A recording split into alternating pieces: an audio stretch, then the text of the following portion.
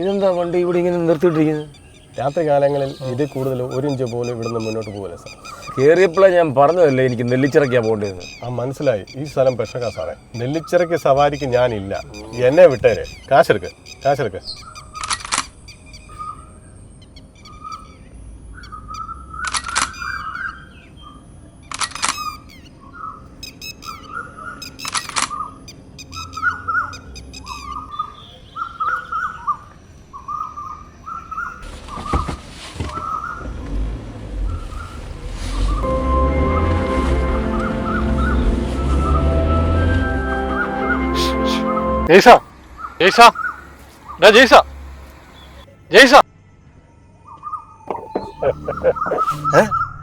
നീ എന്താ ബാബുക്കുട്ടി ഈ അസമയത്ത് ഇവിടെ? വല്ലാത്തൊരു സർപ്രൈസ് ആയി പോയി. നീ വരുമെന്ന് എനിക്ക് തോന്നി. എങ്ങനെ? അതൊന്നും എനിക്കറിയില്ല, മനസ്സിലങ്ങനെ തോന്നി. ഉൾവിളി എന്നൊക്കെ പറയാറില്ലേ, അതുപോലെ. അതാടാ ബാബുക്കുട്ടി ബന്ധങ്ങൾ. ഈ നാടും വീടും വിട്ടുപോയ കാലത്തോളം എന്നോടൊപ്പം ഏതിനും എന്തിനും നീ മാത്രമല്ലേ ഉണ്ടായിരുന്നുള്ളൂ ബാബുക്കുട്ടി.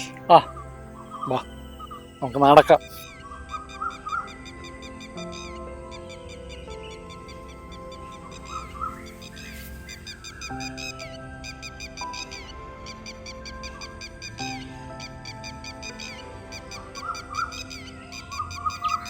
ബാബുക്കുട്ടി, എൻ്റെ ശബ്ദത്തിലും വർത്തമാനത്തിലും നടപ്പിലൊക്കെ എന്തോ ഒരു മാറ്റം വന്നവനുണ്ട്. പ്രായം മുന്നോട്ട് പോവുകയല്ലേടാ ജെയ്സ. നടക്കാതെ വീട്ടിലെത്താൻ യാതൊരു മാർഗമില്ലടാ ബാബുക്കുട്ടി. മടുത്തു. നമ്മുടെ ഈ നാട് നയിച്ചതല്ലാതെ യാതൊരു പുരോഗതി ഉണ്ടായിട്ടില്ല. കാലപ്പഴക്കം ചെന്ന വഴികളും ഇച്ചിരി വെളിച്ചത്തിനായി കേടുന്ന പോസ്റ്റുകളും കണ്ടപ്പോഴേ മനസ്സിലായി ഇവിടെ പുതിയതായിട്ട് എന്തെങ്കിലും വന്നിട്ടുണ്ടെങ്കിൽ അത് കുന്നപ്പറ മുക്കിലെ ഈ പോസ്റ്റ് മാത്രമാണ്. അപ്പൊ നാട്ടിൽ പുരോഗമനമുണ്ട്. ഗുണ്ടകളും പിടിച്ചുപറിക്കാരും റൗഡികളൊക്കെ പെരുകിയെന്നർത്ഥം അല്ലേ? അതെ. വാ, നമുക്ക് കുറെ ഏറെ നടക്കേണ്ടതാണ്. കുറച്ച് സ്പീഡ് നടന്നാൽ കൊള്ളാം. മടുത്തു. നീണ്ട യാത്രയും കഴിഞ്ഞ് മുതുപാതിരായ്ക്കുള്ള ഈ നടപ്പും കൂടെ മടുത്തു. നമുക്ക് കുന്നപ്പുറം മുക്ക് വഴി പോകാമായിരുന്നു. നടപ്പ് കുറച്ച് ലാഭം കിട്ടിയാലേ. എനിക്ക് ഉറപ്പുണ്ടായിരുന്നു കുന്നപ്പുറം വഴി വീട്ടിലോട്ട് വരുവുള്ളത്. അതുകൊണ്ട് തന്നെ ഞാൻ നിനക്ക് വേണ്ടി ഈ വഴി തന്നെ കാത്തു നിന്നു. നീ ഇപ്പം കുന്നപ്പുറം വഴി പോകാറേ ഇല്ല. ഒത്തിരിയായി. അവസാനമായി കുന്നപ്പുറം വഴി യാത്ര ചെയ്തത് നിന്നെ ഇവിടുന്ന് റെയിൽവേ സ്റ്റേഷനിൽ കൊണ്ടാക്കി തിരിച്ചുള്ള വരവിനായി. അന്ന് ഒരുപാട് രാത്രിയായി കാണുമല്ലോ നീ ഇവിടെ തിരിച്ചെത്തിയപ്പം. തീർത്താലും തീരാത്ത കടപ്പാടുകളുടെ കണക്കാ ബാബുക്കുട്ടി എനിക്ക് നിന്നോടുള്ളത്. ബാബുക്കുട്ടി, 10 വർഷങ്ങൾക്ക് ശേഷമാണ് നാട്ടിലേക്ക് ഞാൻ തിരിച്ചെത്തുന്നത്.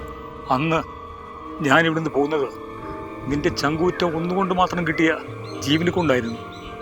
ജെയ്സ, നീ തിരിച്ച് നാട്ടിലെത്തിയ സ്ഥിതിക്ക് ഇനി നീ സൂക്ഷിക്കണം. ബാബുക്കുട്ടി, നീ ഉദ്ദേശിക്കുന്നത്? ഇന്നും നിന്റെ വരവ് കാത്തിരിക്കുകയാണ് കുന്നപ്പുറ ബേബിയും അവന്റെ മക്കളും കുറെ വാലാട്ടിപ്പട്ടികൾ. എന്തോ ഒരു തലവരെയാണ് എൻ്റെത്. കുന്നപ്പുറ ബേബിച്ചാന്റെ മോൾ ജാൻസിക്ക് ഏതോ ഒരു ജെയ്സിനോടുള്ള അടുപ്പവും തുടർന്നുണ്ടായ പ്രശ്നങ്ങളും ജാൻസിയുടെ മരണവും എല്ലാം എൻ്റെ തലയിൽ. കട്ടവനെ കിട്ടിയില്ലെങ്കിൽ കണ്ടവനെ കള്ളനാക്കുന്ന പോലെ. പോട്ടെ, കഴിഞ്ഞ ഒന്നും ഇനി ചകഞ്ഞെടുത്തിട്ട് ഒരു കാര്യമില്ല. നീ സൂക്ഷിച്ച് നടക്കുക. ഇനി അതേ ഒരു മാർഗമുള്ളൂ. എങ്കിലും ആ പെണ്ണ് ചാകുന്നതിന് മുമ്പ് അപരനായ ജെയ്സൺ ആരാണെന്നെങ്കിലും പറഞ്ഞിരുന്നെങ്കിൽ എനിക്ക് ആശ്വാസമായിരുന്നു. വിധി അത് അനുഭവിച്ചേ തീരൂ ജെയ്സ. അത് നീയാണേലും ഞാനാണേലും. ശരിയാ, അന്ന് കുന്നപ്പുറ വേവിച്ചാനും കൂട്ടരും എൻ്റെ വീട് പറഞ്ഞപ്പം സ്വന്തം ജീവൻ പോലും പണയപ്പെടുത്തി രായ്ക്ക് രാമാനും നീ എന്നെ രക്ഷപ്പെടുത്തി മറ്റൊരു നാട്ടിലെത്തിച്ചു. നടക്ക്, നേരം കുറേ ആയി. ഇപ്പോഴും ആ അപരനായ ജെയ്സന്റെ സ്ഥാനം എൻ്റെ തലയിൽ തന്നെയാ, അല്ലേടാ ബാബുക്കുട്ടി? അതെ, ഒരിക്കൽ കൂടി പറയുക, നീ സൂക്ഷിക്കണം ജെയ്സ. പഴയതുപോലെ ഇപ്പോഴും എന്നെ കൊണ്ട് നിന്നെ രക്ഷപ്പെടുത്താൻ കഴിഞ്ഞെന്ന് വരില്ല ജെയ്സ. അക്കാര്യത്തിൽ ഞാൻ ബോധവാനാണ് ബാബുക്കുട്ടി. നാട് വിട്ട രാത്രിയിലെ ട്രെയിൻ യാത്രയിൽ എൻ്റെ ചിന്ത നിന്നെക്കുറിച്ച് മാത്രമല്ല. നിന്നെ കുന്നപ്രവേശിച്ചാനും കൂട്ടരും അഭയപ്പെടുത്തുമെന്നൊരു ഭയം. ആ ഭയം ആ രാത്രിയിൽ എൻ്റെ ഉറക്കം കെടുത്തിക്കളഞ്ഞു. എന്താടാ? ഒന്നുമില്ല.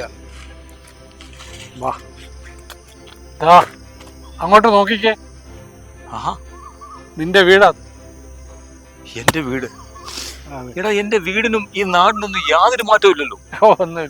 ഒന്നുമില്ല. എന്നാ ചെല്ല് ജെയ്സ, ഒത്തിരി യാത്ര ചെയ്ത് വന്നല്ലേ, നീ ഭക്ഷണമൊക്കെ കഴിച്ച് കിടക്ക. ഹാ, എന്തൊരു പോക്കാടാ. നമുക്ക് എന്തെങ്കിലുമൊക്കെ അയവിറക്കി നേരം വിളിപ്പിക്കാം. നീ കൂടെ വാ. നീ ചെല്ല്, എനിക്ക് പോയിട്ട് ആവശ്യമുണ്ടോ ജെയ്സ. ഇനി എന്നെ ഓർത്ത് ഒരു പ്രശ്നത്തിനും നീ പോയി ചാടരുതാ ജെയ്സ.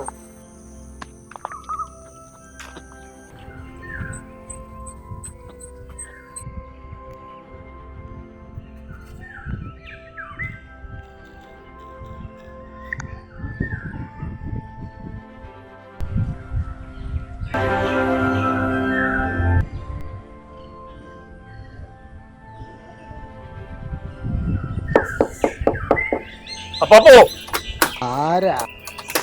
ഞാനാ ജെയ്സനാ. ജെയ്സനോ? ഏത് ജെയ്സൺ? ഞാൻ ചാച്ചന്റെ മോൻ ജെയ്സനാ. ചേട്ടായി വാതിൽ തുറക്ക്, നമ്മുടെ ജെയ്സൺ മോനാ.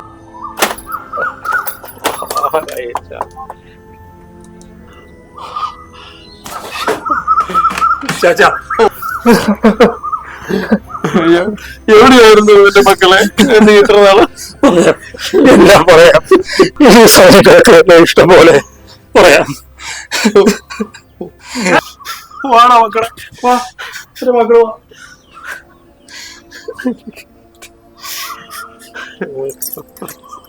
കെട്ടട മക്കളെ, ചാണ്ടിക്കുഞ്ഞ് 2 ദിവസമായിട്ട് പറയുന്നുണ്ട് ജേസും കുഞ്ഞ് വരുന്നുണ്ട്, ജേസും കുഞ്ഞ് വരുന്നുണ്ടെന്ന്. ആണോ ബാബ? അതെ മക്കളെ, എനിക്ക് അങ്ങനെ ഒരു തോന്നലായിരുന്നു.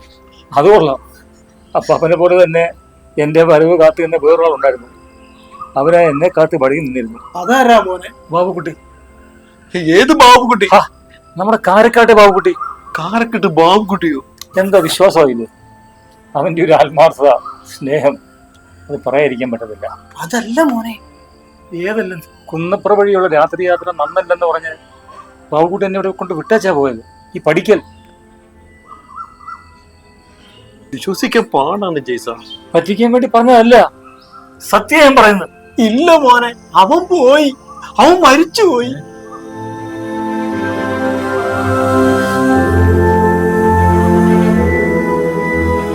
നാളെ 10 വർഷം തികയാണ് നീ നാട്ടിൽ നിന്ന് പോയ ആ രാത്രി അവൻ കൊല്ലപ്പെട്ടു.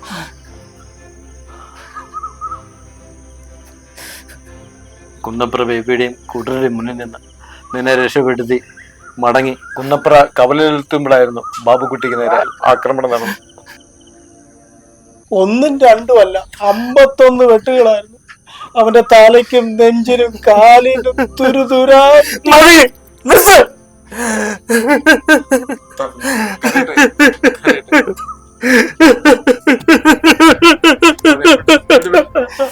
കരയട്ടെ, കരയട്ടെ.